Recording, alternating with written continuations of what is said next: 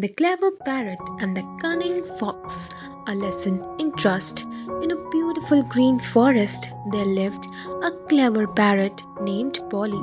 Polly was known for her bright green feathers, sparkling eyes, and a voice that could mimic anyone in the forest. She lived high in a mango tree, where she could see the entire forest and enjoy the sweet fruits whenever she wanted. Polly was not only clever but also kind hearted and loving, helping each other. One sunny day, a cunning fox named Freddy walked into the forest. Freddy was always looking for easy ways to get food, and he loved tricking others to get what he wanted. Freddy saw Polly sitting on her mango tree happily chopping a twig. Ah, parrot, she must be a easy trick, Freddy thought, licking his lips.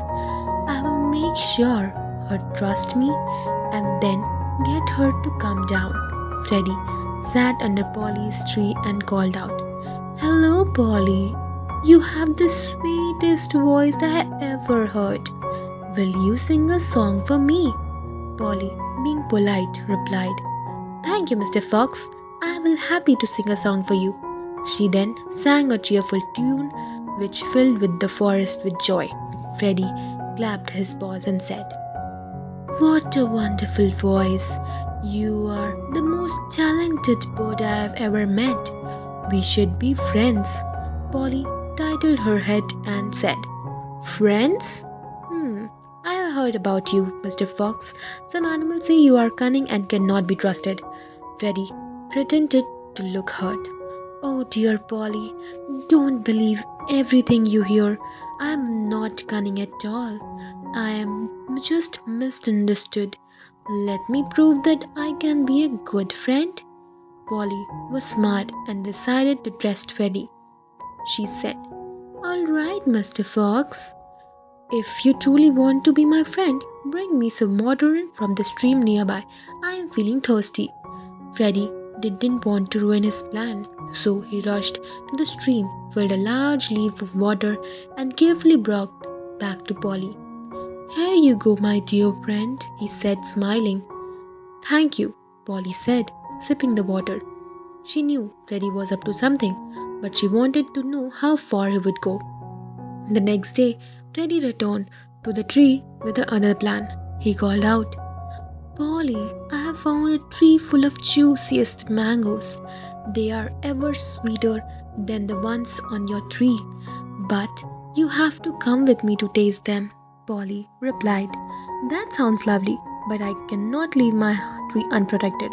Many birds depend on it for food. Why don't you bring me one of those mangoes to try first? Freddy was frustrated but didn't give up.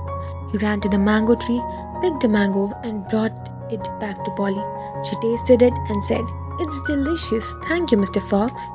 Freddy was losing patience. He decided that was time to trick Polly once for all. The next morning, he called out, Polly, I have found a secret garden filled with treasures.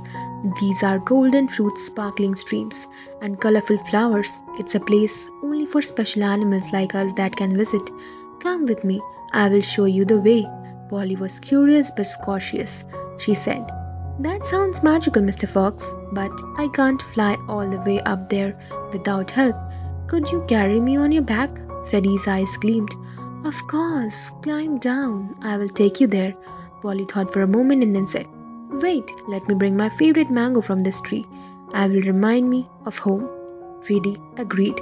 Polly flew into her tree and pretended to pick a mango. Instead, she quickly gathered some sticky tree sap and smeared on Freddy's tail while he was not looking. Then she said, All right, I'm ready, but let's play a little game first. Close your eyes and count to 10 while I hop you into your back. Freddy closed his eyes and started counting. 1, 2, 3. While Freddy was counting, Polly flew up and perched on the branch far away. She called out, Oh, Mr. Fox, you are so clever to trust me, but I'm the cleverer. Look at your trail. Freddy turned around and saw the trail was covered with sticky sap. She tried to shake it off, but it couldn't budge. Polly laughed and said, You see, Mr. Fox, you cannot fool everyone. You wanted to trick me, but now you have learned a lesson. Trust me, is it's earned and not forced. All the animals who had been watching cheerful for Polly. The elephant, who was wise and strong, said, Freddy, it's time to stop and being cunning. Learn to be honest. Look how clever Polly is.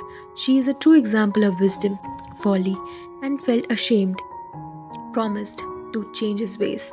Polly forgave him, but reminded him always treat others with honesty and kindness, or your tricks will come back to you. From that day, Teddy, the better fox, and Polly continued to be clever and kind hearted Parrot to everyone. Forest became a happier place where trust and friendship blossom among all the animals. The moral of the story is kids, trust is earned through honesty and good deeds. Dissipation may work for a while, but cleverness and kindness always wins at end. So kids, that's it for today's video. Thank you so much for watching.